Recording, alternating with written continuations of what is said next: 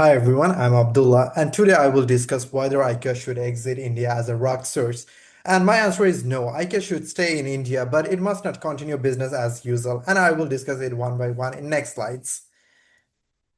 IKEA's strategy is not only about selling the cheap furniture, it is about designing the whole business model to keep prices low. First, IKEA's goal is to offer affordable furniture to many people. That means price is central to its strategy. Secondly, IKEA's competitive advantage comes from the low-cost design and global sourcing, self-service stores, and efficient distribution. So IKEA saves cost across the full value chain. And third, IKEA is a very large global company. In financial year 2025, it had around 44.6 billion in sales, 915 million store visits, and more than 1800 external supplies. Because of this scale, supply problem can be quickly become global reputation problem. And the child labor allegation showed a weakness in IKEA's supply system.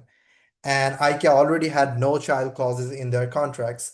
But written rules were not enough. The real problem was monitoring, traceability, and supplier governance. So the issue is not just about the bad supplier, it's also about the value chain control problem.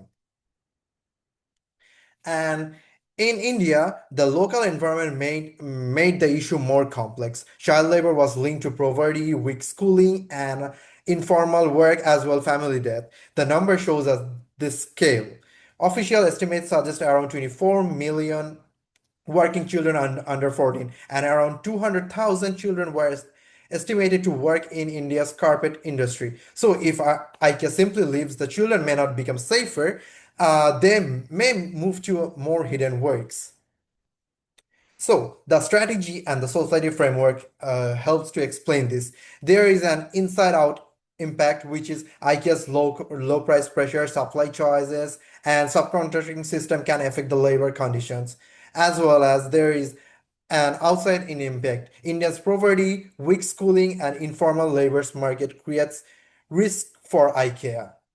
So I feel like IKEA has three options. First, it can leave India. This may reduce the media pressure, but it doesn't solve the child labor. Secondly, it can stay without change, and this protects the supply, but it creates a high risk of another scandal.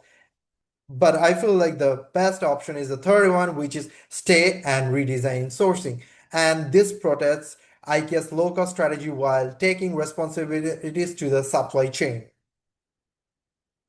And the problem sits inside the IKEA's value chain. Design and pricing matter because low price must not push an illegal labor. Supplier selection matters because IKEA must choose supplier on cost, quality, and ethics. Subcontracting is the biggest risk because hidden workshops are hard to monitor. So, monitoring protects the brand because customers' trust is a part of IKEA's focus. So, IKEA should fix the weak points and not abandon the market.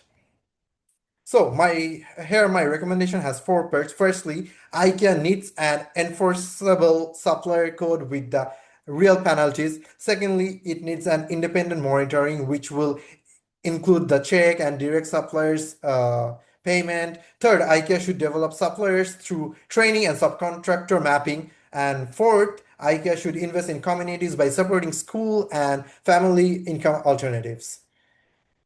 For this strategy to work, IKEA needs the right organization design for architect. It needs our responsible sourcing team with the power over purchasing design decisions.